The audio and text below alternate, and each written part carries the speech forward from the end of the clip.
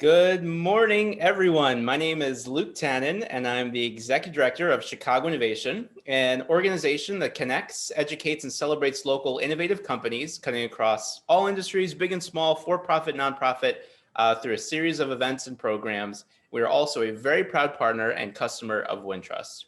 And on behalf of Wintrust, I'd like to welcome you all to today's virtual event, Keeping Your Company Safe in 2021, Preventing Fraud and Securing Your Computer Systems. We have some great experts from Wintrust today who will be bringing this topic to life. Now, before we meet them, I'd like to let everyone know that if you have a question during the presentation, you can send it to us via the Zoom Q&A, which is a different function than Zoom chat, but we'll keep that open as well. And you can, by sending in your questions, our speakers can see them and we'll plan to try to respond to them as they can. And also, please keep an eye out for a few polling questions so we can learn from you, the audience. Now, to introduce our speakers today, I'd like to hand the Zoom mic over to Kathy Pratt, President of the Wilmette Market for Wintrust Bank, who works with businesses, nonprofit organizations, and municipal clients. So please, everyone, welcome Kathy Pratt.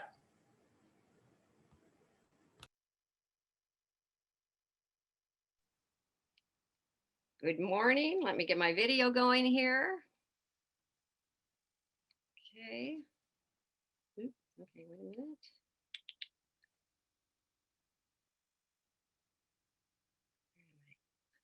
Okay, we're a little technical difficulty. Hold on, let me get this going. There we go. Okay, can people see me? Kathy, we see your headshot, but you were actually on momentarily before. Okay, great. I'm going to get started then. Thank you very much. Thank you all for joining us on this snowy January morning. I'm Kathy Pratt. I'm going to be your moderator today. As Luke mentioned, I'm president of the Wilmette Market, and I also work with the government, nonprofit, and healthcare team headed up by Candace Linty, and they are hosting the seminar today. Many of you are customers of the bank and of Candace's group already, and I want to thank you very much for banking with Wintrust. If you're not a customer of the bank, we'd love to talk to you about how Wintrust can help your business. Currently, we are working on processing PPP loans and all those applications that are coming in, and are very happy to be helping our customers get the money from the government to help them continue with their business. So please let us know if we can help. Since we no longer meet in person, we've launched a series of webinars on topics to help you manage your business better. Today's topic is keeping your customers safe, company safe in 2021, preventing fraud and securing your company's computer systems. Fraud, unfortunately, has become a growing threat to our businesses. And we hope to make you aware of the current landscape for fraudsters and to give you some ideas on how to protect yourselves. Before we start, we're going to take a quick poll to get a better idea of the audience we have. So I'm going to ask Luke to put up the first poll, and I'm going to give you a short time to respond. So Luke, if you want to go ahead. Okay, and for those of you on the phone, we're just asking for the number of employees. Please indicate the number of employees at your company, and 5 or less, 6 to 25, 26 to 50, or 50 plus. And we'll give you just a few seconds. And then Luke will be wrapping up the poll and showing us the results. And it looks like we have a few very smaller companies, but many of you are in the 6 to 50 range. So that's terrific to know. Thank you. Okay, we're delighted to have 3 subject experts with us today to discuss fraud prevention. The first will be Tim Murphy. Tim is a Senior Vice President of Loss Prevention and Fraud at Wintrust Financial Corporation. Tim has also served as the Chief Operations Officer at Hinsdale Bank and Trust and various other positions since he joined us, Wintrust, in 2000. He has earned his Certified Fraud Examiner designation from the Association of the Certified Fraud Examiners and serves on the Board of Directors of the Midwest Fraud Investigators Network. Amber Byrne is a member of Wintrust's Treasury Management Sales Team and partners with the government, nonprofit, and healthcare group to assist clients with their cash management needs. And finally, we'll be hearing from John Colano. John is, and this is quite a title, Senior Vice President of Cyber Operations, Corporate Security and Fraud Investigations for Wintrust Financial. Prior to joining Wintrust, John spent 22 years as a special agent with the United States Secret Service, where he had many roles, including assignments on the Presidential Protective Division and the Office of Investigations. He has received several awards and commendations, including the Secretary's Silver Medal, which is the second highest award in the Department of Homeland Security. We are fortunate to have these people on our team to help us with preventing fraud. Before Tim starts, we have one more poll question for you. And the poll talks about fraud you may have experienced. So Luke, I'm going to ask you to put up poll question number 2. Okay. Which have you or your company experienced in the last 12 months? Check fraud, business email compromise, fraudulent supplier information change, ACH fraud, unemployment fraud, SBA fraud, ransomware, or credit card fraud. That's a lot of fraud. So take a minute and fill out the survey, and then we can cut it off in about, I don't know, give them just a few more seconds, Luke.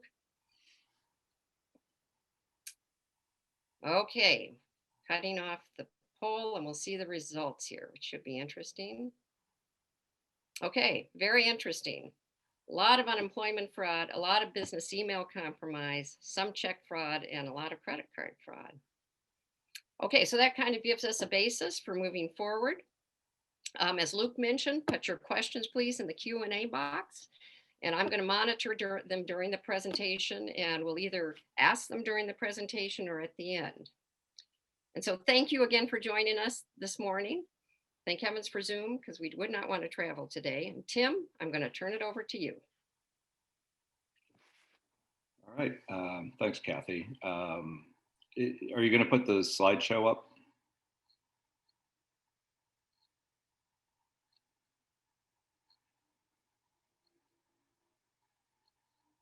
Great.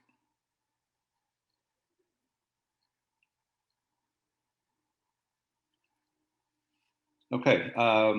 Good morning, everyone. Again, my name is Tim Murphy from the Fraud and Loss Prevention Department at Wintrust. So the first topic we're going to talk about is business email compromise, or BEC, as we call it. Everyone knows the banks really love our acronyms, and so I'll refer to it as BEC. It's just a little bit easier. I see that 45% of you have experienced BEC, and I'm sorry for that, because I know it takes a lot of time and energy to try to get your money back if you're successful. It's a very damaging crime financially, and it exploits the reliance of email to conduct your business. It's estimated at about a $40 billion industry over the last couple of years.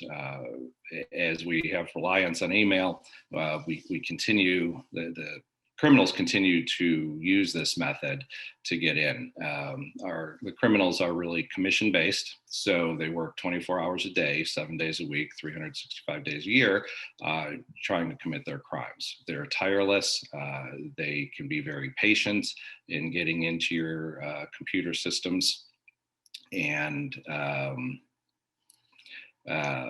and they look for any information they can get. They will go after anybody who has money. So if your business, small or large, it really doesn't matter. They go in and they look for any banking and payment instructions that you might have. When this first started, they used to attack the banks, and the banks have changed their processes and procedures. So they really have moved back from the banks, going to other businesses. Oftentimes this starts 3 people away from where the wire transfer is supposed to go, from other agents and brokers and things like that, also attorneys. Kathy, could you advance the slide once, please? Thank you. And it's really a 4-step process that they use to do the BEC. First, identifying a target. And again, anybody could be a target to this. They'll go through and they'll look for CEOs, CFOs, also other people that tend to want to be helpful. and do something that they're asked to do because they think they're talking to somebody that they're really not. You know, and when we get an email from somebody, we really don't know who that email came from. It might say it came from Tim Murphy, but they use email spoofing and spear phishing and malware to send different emails, so you never really know who it's coming from initially. And we'll go through some of that when we talk about phishing later. I will talk about email spoofing right now, where they use oftentimes they'll use similar names. An example that we've seen is if a company might be called Illinois Health, the email comes from @Illinois Heath, where they leave out the L, or they add a letter to it, or in T Murphy, they might reverse the R and the P, something that, you know, when you're scanning it and you think it's from the person that you're expecting the email from, it might be different. The other thing that they do is they actually do get into people's emails and send emails from those email accounts. When they get into your email, oftentimes they'll set up blind carbon copies, and they'll get carbon copied on all the emails, so they don't need to sit on your server all the time to get the information. They will go through all of your sent emails to look for payment instructions or look for any conversations that may have account numbers and things like that. So that's identifying the target, and then grooming. And grooming is really two things. They're grooming you to send the payment out, but they're also grooming themselves to get information on you. And we'll cover that in the next section when we're talking about how to safeguard ourselves from this. But this is just explaining the process. And then there's an exchange of information where they send the payment instructions. And they're sending payment instructions. It might be an ACH, it might be a wire transfer. It could be first-time instructions. It could be changes in payment instructions. And you know, want to be careful on that. And we always want to verify via phone to make sure that the payment instructions we have are really accurate and coming from the person that we're expecting them to. People do change banks from time to time, but it might not be a bad idea to have a talk with your customer or vendor about why they changed banks, and just, you know, making sure that the payment is really going to the right place. And then typically they send out wire transfers or ACH. It's very rare they're sending out checks anymore.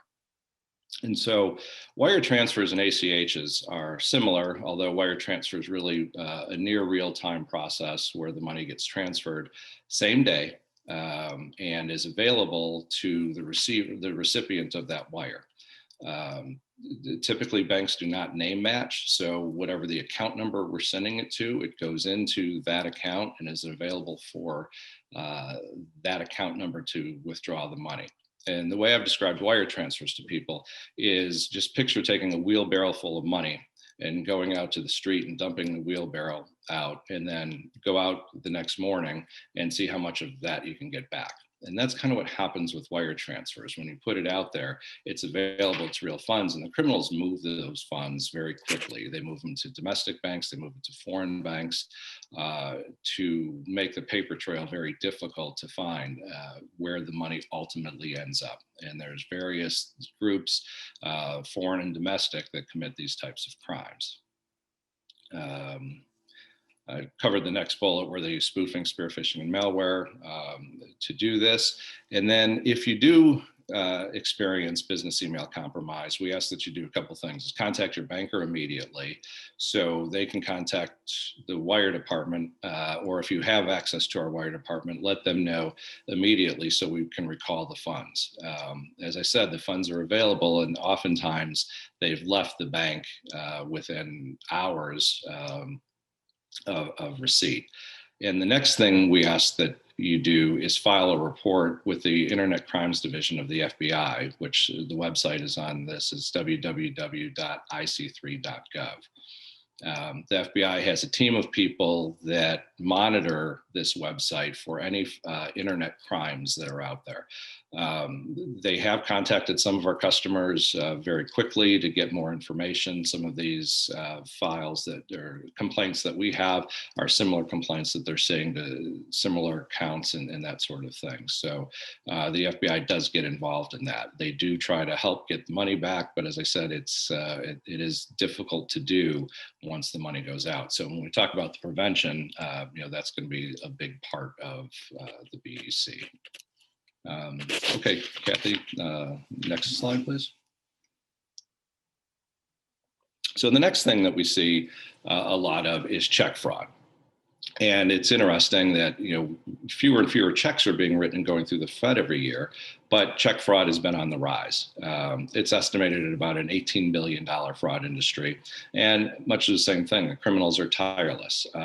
They don't necessarily care if the checks are good, that they're altering or creating. What they're preying on is they send the checks to individuals or companies that may deposit those checks, and then they're looking for you to send money back to them in the form of gift cards. They might ask for a wire transfer or other electronic payments that once are sent, you're not able to get back. Those checks come back, and then you end up with the loss on that instead of the person who wrote the check. So the checks, what's happening right now is there are gangs of people that are stealing from the post office. They'll steal from the post office directly. They break into postal delivery trucks. They go into mailboxes. If you leave mail out for the mailman, there are in business parks, there are people that'll go and take those checks. And the other thing is they also pay postal workers for checks. Postal workers pretty much know what checks look like. And when we use window envelopes to send checks, it's pretty easy to know. And they don't know how much the check is for, but they'll go through and they'll alter it if it's not big enough for them. They'll wash it. They use chemicals to wash checks, change payees, and change amounts. On altered checks, we have 3 years to make a claim on those checks, and we'll have success getting those back because the bank of deposit, whoever accepted that item, breached a warranty to us that check was not altered. But if it's a counterfeit item, and that's the other thing they'll do is just create checks off of something that they've stolen. They'll create their own checks to make them look real, so they're not altered. And we only have 24 hours to return those checks via the Fed. Under the UCC. So, and then our check claim department sends out a lot of claims, and they do a good job at collecting funds. But when we send the claims out, we have to go directly to the other banks. So when we're working with Chase and B of A and Wells and some of the other bigger banks, they're not in a hurry to pay claims because it typically is a loss for them. So things that they're losing money on, they're not in a hurry to necessarily send out. So it takes, we used to say 60 to 90 days, but recently we've been experiencing closer to 120 days. And we follow up on these items to try to get the money back. But it is a long process. So we have some protections that Amber will talk about for check fraud in a few minutes. And now we'll turn it over to John to talk about phishing.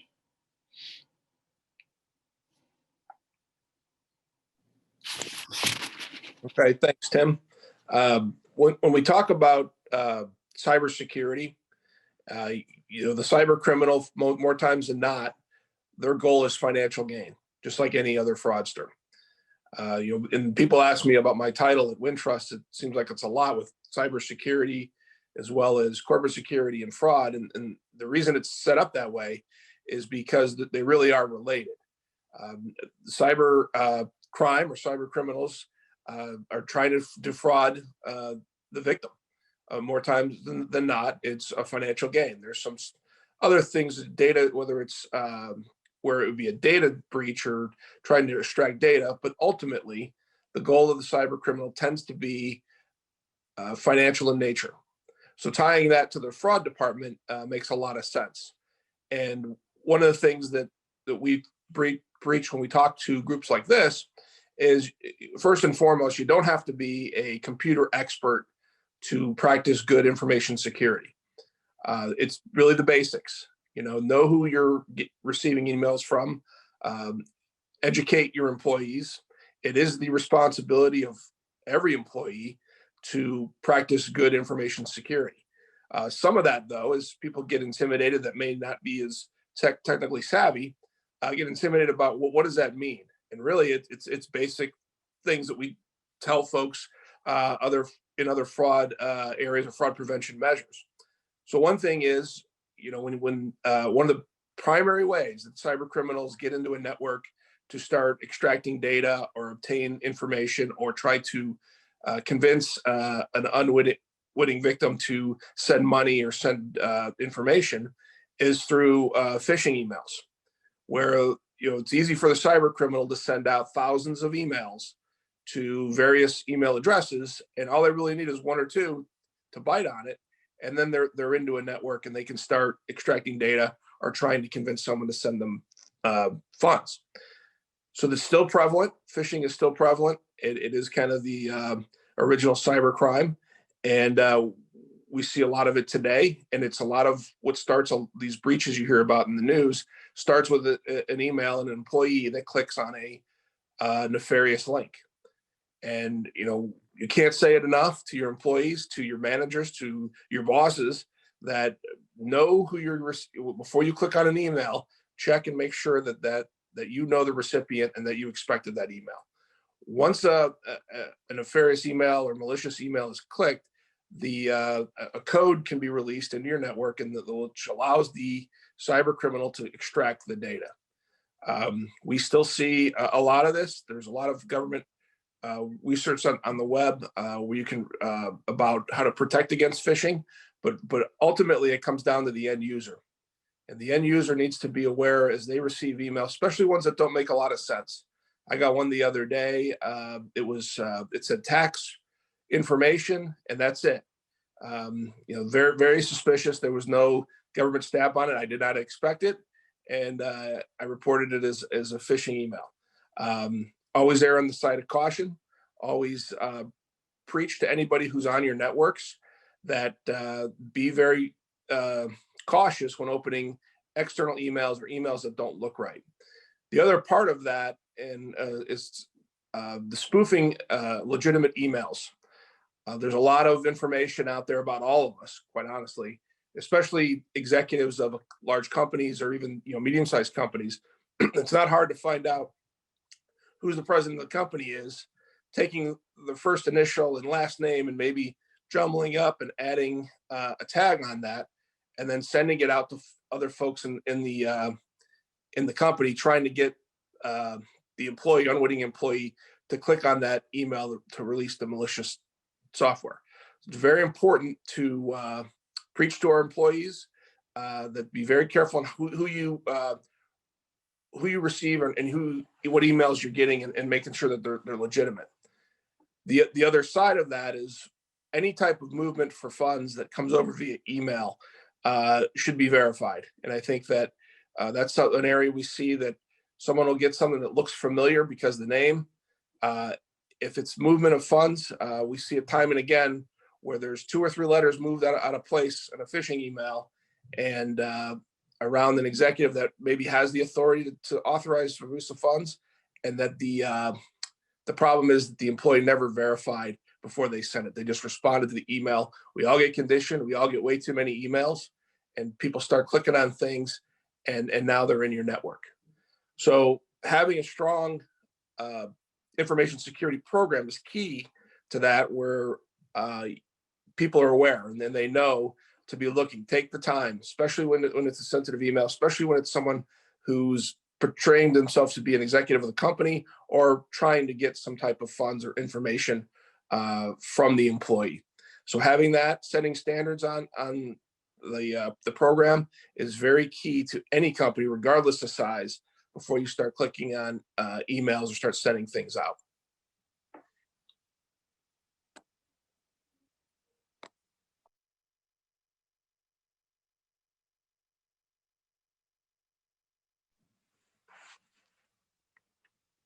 Now, Tim, if you want to take it back.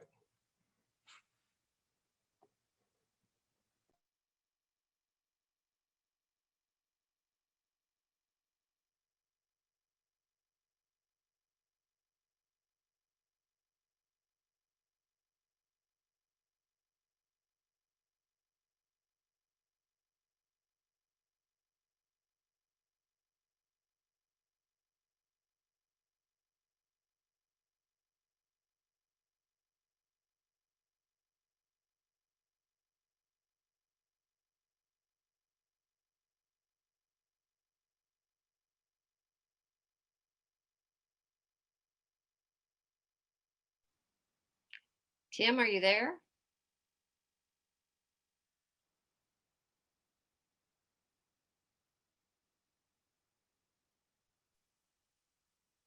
Kathy, this is Paul speaking. It looks like Tim is logged out. Okay, so we lost Tim. Okay, do you want me to go on and can we get John back on? John's on. Hey, John, do you want to go through the other fraud during the pandemic? Sure, it won't be the first time Tim's left me high and dry. So, Sorry about that. so one of the things, and again, I could speak to the fraud stuff in depth regarding the pandemic, and we get a lot of questions about the pandemic and what's changed. And really, what's happened is the fraudsters are utilizing traditional fraud techniques. You know, back in the day, prior to the internet, those of us that remember that, the fraud scheme of the time was a letter from a foreign country asking for funds to, send funds to my cousin in this country, and we're going to release $80 million to you. So all I need is 15,000. Please send that to me via the email or via mail, snail mail back in the day. And what's happened is with technology changing, the schemes themselves, the core of the scheme kind of remains the same.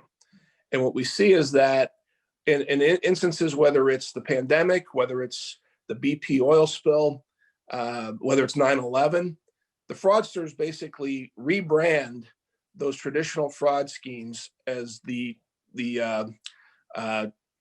flavor of the day. So right now it's, a lot of emails going out, unsolicited emails sent to folks about get your COVID test, rapid COVID test. All you need to do is send me $1,500. Unemployment benefits. Anytime the government rolls out a massive benefit program, fraudsters take advantage. And now they start filing in other folks' names. Those folks get some type of notification. And at the same time, the fraudsters call those folks that got that unsolicited notification, said, yeah, I'm from the state of Illinois. I need you to activate your benefits by sending in a check, which should be a red flag to anybody. Sending in a check, and then we'll activate your account. Or you've overpaid. You overpaid. You were part of this government program that's all in the news. Everybody knows that there's these programs. They're not well versed in it.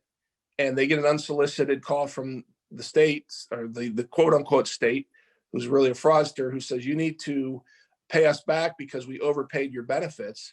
You need to send us a check for $1,500. And they're doing this on a massive scale. And the internet allows them to do it that way. So you send out 10,000 emails. You don't need that many to start, making money on it.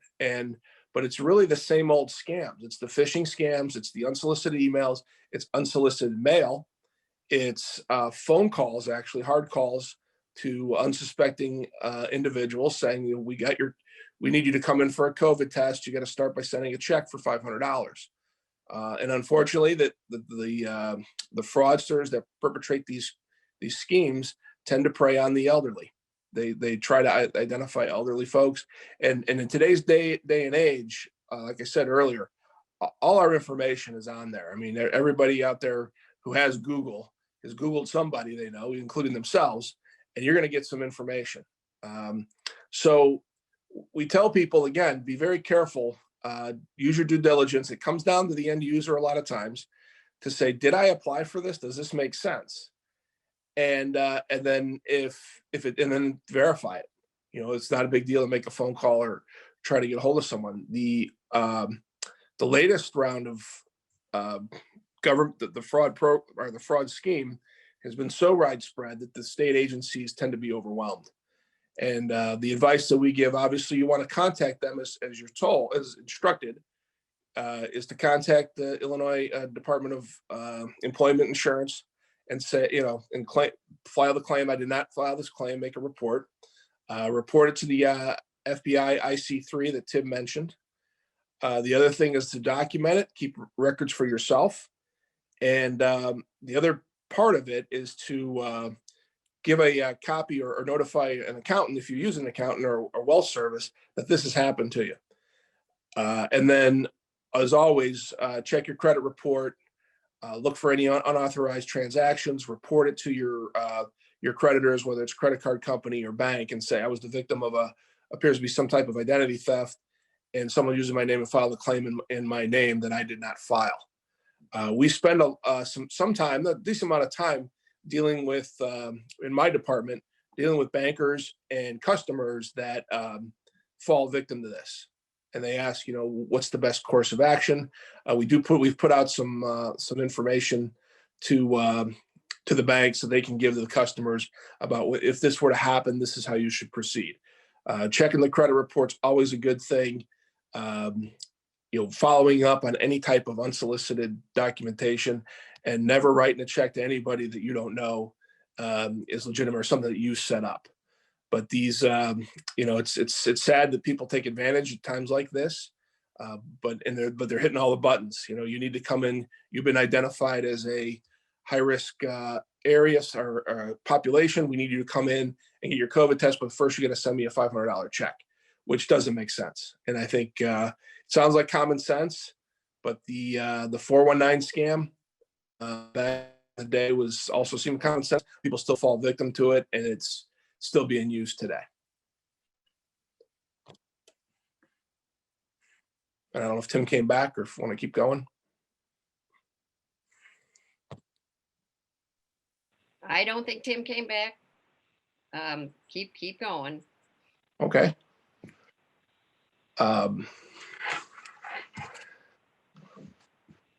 John, I can move forward to the next slide and talk about the fraud prevention services. No, that probably makes sense. I think that that kind of outlines, in a nutshell, what the crime is, and I think that we do, we pride ourselves on customer service, and we do pass that along to our customers. I think it's a great segue. Perfect, thank you. So good morning, my name is Amber Byrne, and I work on the Wintrust Treasury Management Sales team. So this morning, I wanted to talk about the services the bank has to offer to protect your accounts from fraud. My colleagues and myself, we spend a lot of time, especially since the pandemic, talking to clients and new prospects about fraud prevention services. The bank does have positive pay services, which are blocks that you can place on your account to protect against fraud. So the best tool in the industry right now is going to be Check Positive Pay with Payee name verification. So how it works is as you issue checks, you'll upload a paid check file to the bank, and as checks are clearing against your account, the bank is going to look to that file to make sure that those checks are on the account. And if a check is presented against your account that is not on your paid checklist, you'll receive an exception in the morning to log online to see an image of that check. So you'll verify the image of the check, and if it is fraud, you simply return the check, and those funds do not leave your account. So with standard Check Positive Pay, that service is verifying only the dollar amount of the check and the check serial number. So the criminals were very aware that standard Positive Pay was only verifying those fields, and they started to wash the payee names off the checks. So you would issue a check and the payee name would be washed, and that would just clear through your standard Check Positive Pay. And, a month or two later, your vendor would reach out to you and say that they never received their payment, but actually it did clear your account.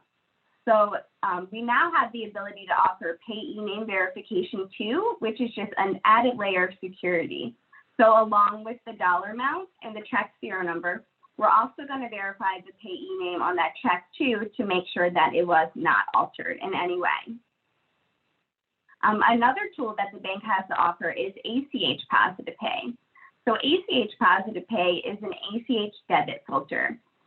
So along the same lines, only those companies that you've authorized to debit your account via ACH will be allowed to come in and pull funds from your account.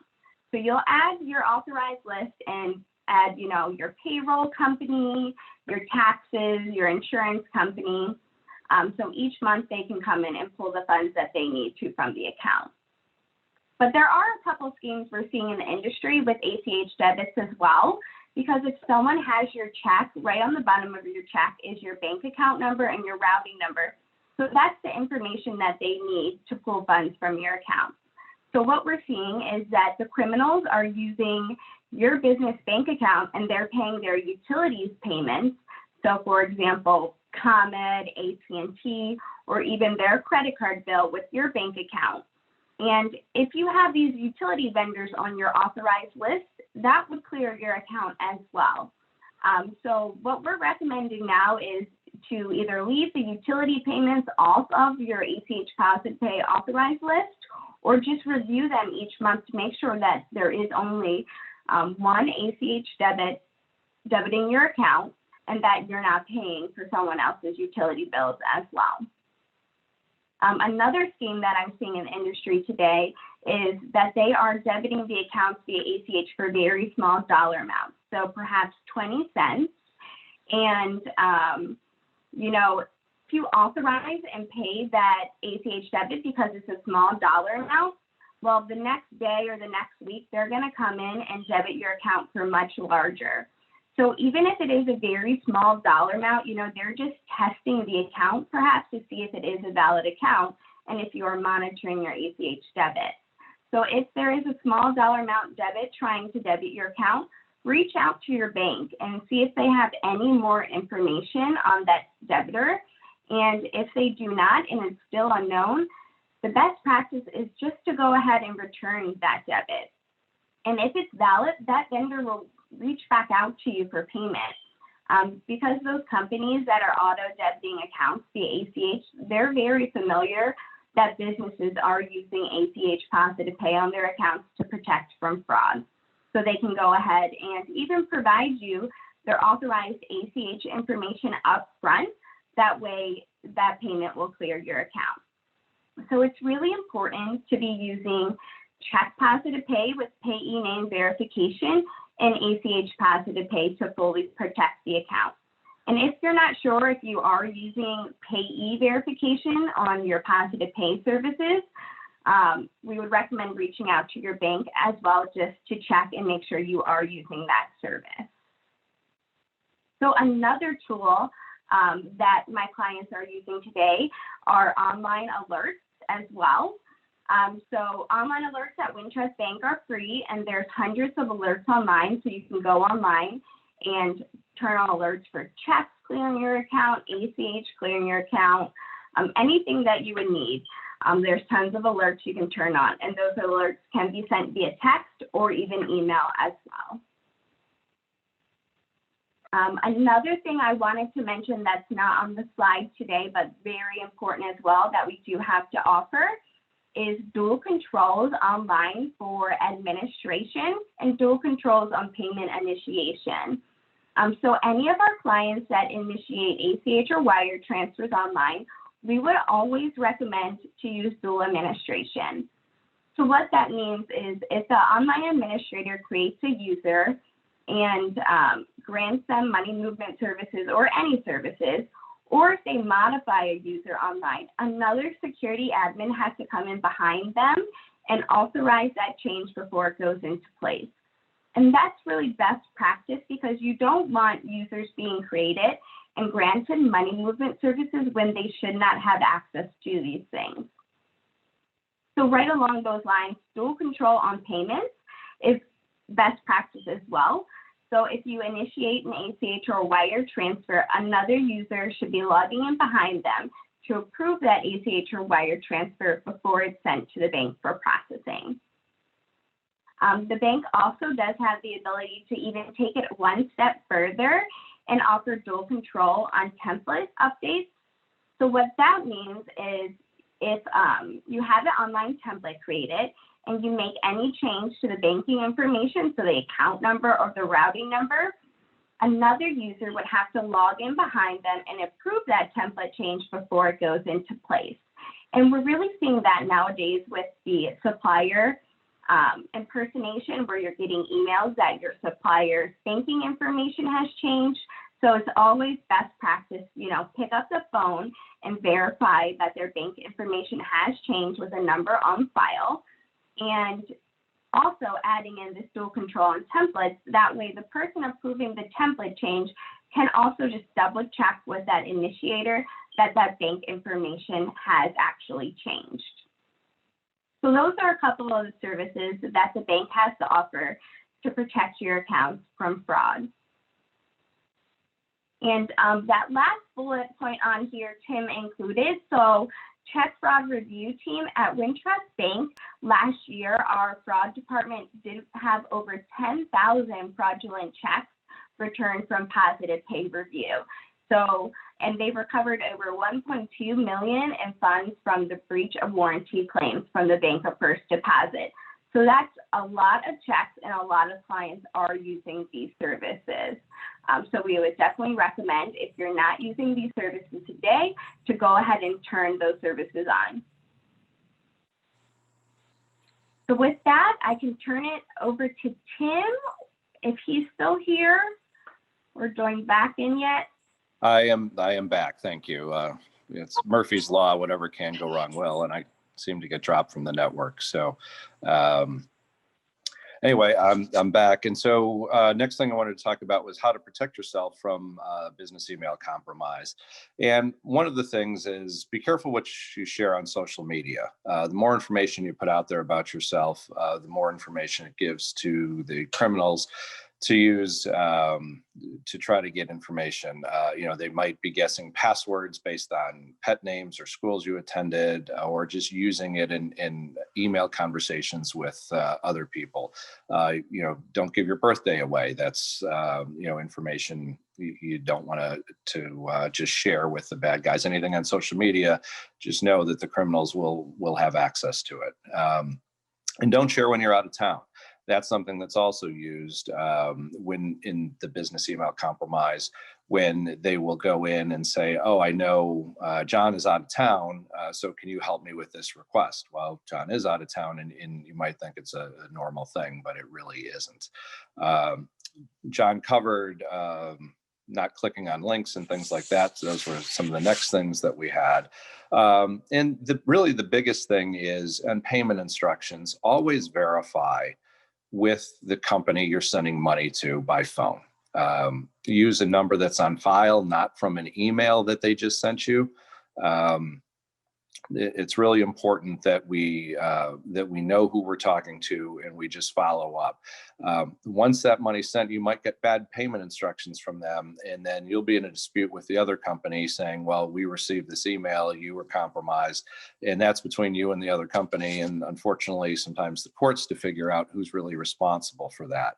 So really the best practice is to, anytime you get new payment instructions or change payment instructions, just call the vendor to make sure. I know it's somewhat labor intensive to do that, but it's far less labor intensive than when money goes out that shouldn't have and trying to get it back. Other things are be wary of the emails that you get when they're putting pressure on you to act quickly, that this needs to be done today in that. So just, and trust your gut. If something doesn't seem right, it probably isn't. And then the other thing is just the wording in the emails. If it doesn't sound right, you know, the way the person would normally talk, it probably isn't. And then changing passwords regularly is another good thing that can protect you.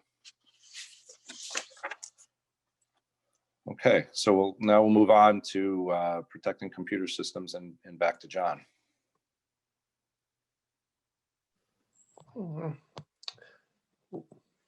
Thanks, Tim. Well, as I was saying during the phishing portion, you know, good information security is the responsibility of all employees.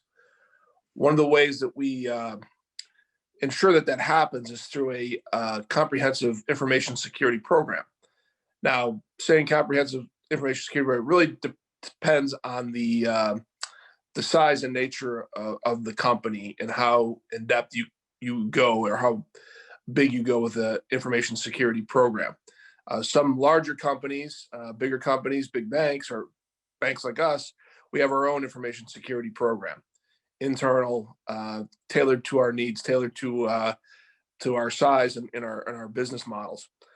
Smaller companies, they can tailor the program to their needs by either hiring, one or two people, or by soliciting or using the services of a third party service provider. There's a lot of cybersecurity firms out there that will help in developing a program, providing best practices, and most importantly, responding to a breach or a threat.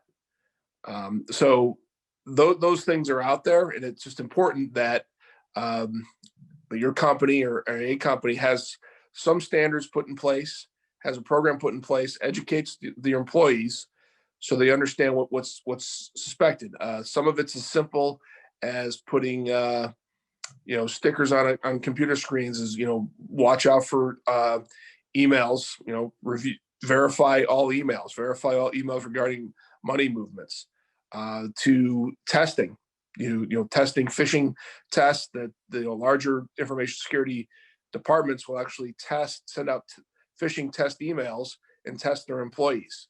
And depending on failure, if an employee fails, they never forget it, or that's the intention. And so when they test again, they catch it and they're really on guard looking for that. And again, we are, in my opinion, we are an over-emailed society.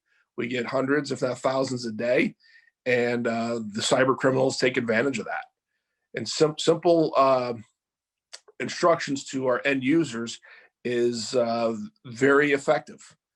And by making it a priority in the company, by putting out standards, by putting it on paper, whether it's a comprehensive program and policy, or in a smaller company, if it's through email and directives, that you are responsible for every email that you open, and you're responsible for every email that you send, could be very effective to prevent being the victim of a cyber attack.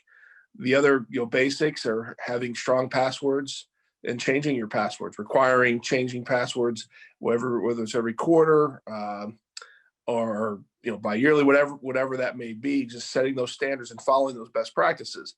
And again, if your company's not big enough to sustain their own department, there are third parties that offer that service, and you can tailor that to your needs as well. Whether it's once a year they come in, they do a analysis of your network, provide a report on where your vulnerabilities lie and what the recommendations are, or whether it's hiring a third party to provide that service full time, or whether you're large enough where you would employ your own cybersecurity program.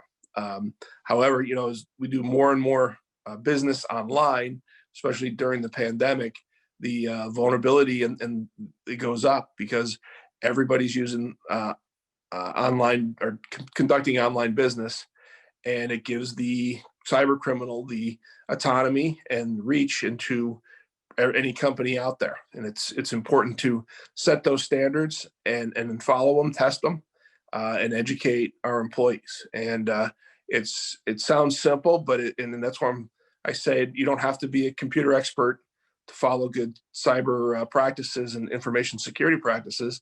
It's just awareness, knowing what's out there, and there's a lot of resources to lean on to provide that, and to include, if there is an issue, law enforcement will be happy. Some of them will come out pre-attack and give a presentation to your company. If you know a local police department or you have contacts, they'll come out and they'll do presentations on cybercrime. And again, I can't say it enough that the cyber criminal's ultimate goal many times is financial gain. So Tim touched on it. Anytime there's money movement, verifying through a phone number on file, through a phone call, it may slow things down, but we see it time and again where if that just happened, it would have prevented the loss to the company. So we can't say that enough. The other thing, I've been in law enforcement over 30 years, is the alerting that we offer. I think strongly encourage anyone to take advantage of those programs, because that will save a lot of money and a lot of heartache, and we recommend those highly. Kathy, I'll go back to you. Yes, okay. I'm going to stop the screen share. And we do have some questions in the Q&A. All right, I'll put this out there. If the employees are not named on the website, how are criminals figuring out their email addresses? Some employees who have very unique names are getting phishing emails. I've even seen temporary interns getting phishing emails. And John or Tim, I'll throw that one back to you. I'll take it. I know Tim won't, so I'll take it. Tim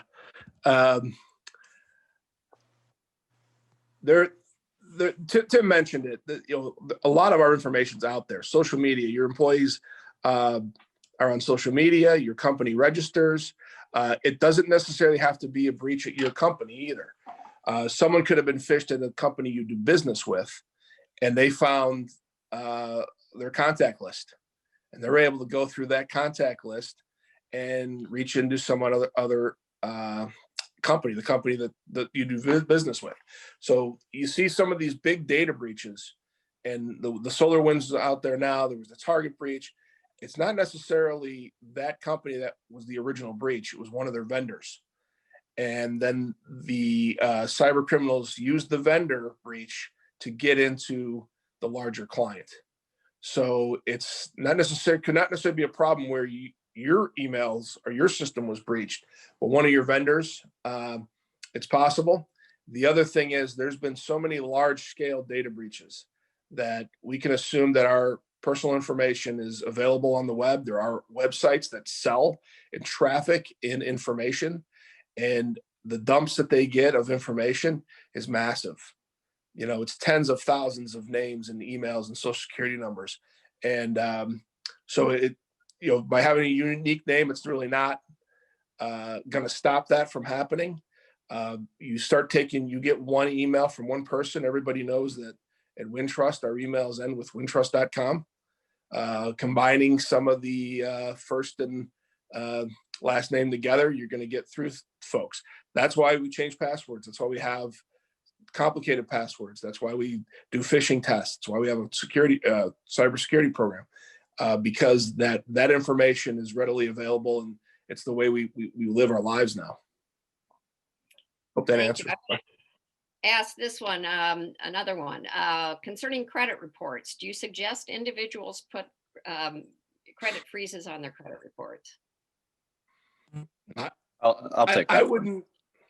I don't know if I'd go that far. Tim, you want to say something? Oh, no, go ahead. No, I think it depends on the situation is what I would say. I don't know if Tim's got a different view on that. I think it depends on what happened and the individual's level of comfort with what happened.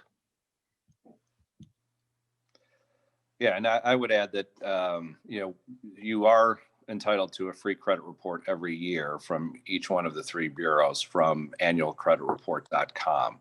And we suggest that you run that on yourself. You could do all three at the same time, or you can do them a couple months apart. Not all credits are reported to all three of the bureaus, but many of them are. So that is something we recommend.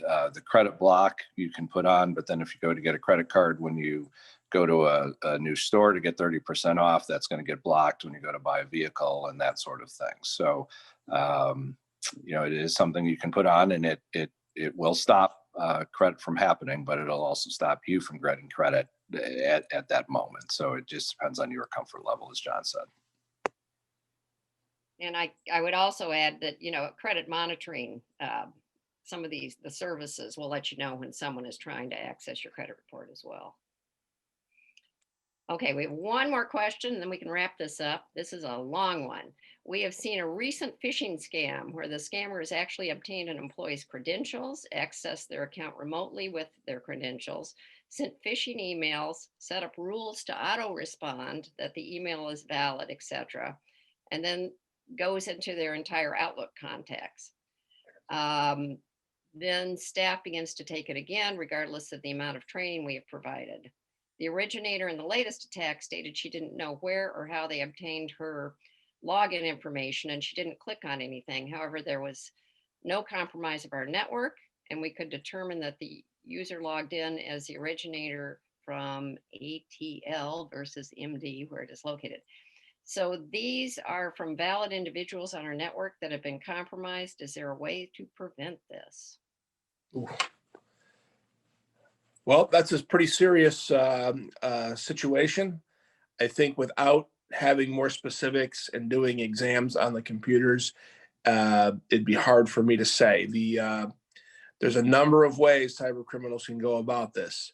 Some of it is it could be hard copies, it could be internal, it could be a lot of different things. It could be after hours, depending on the logins with the times, the exams that can be done, the key logging exams that I would recommend is to have someone come in and see what device was utilized.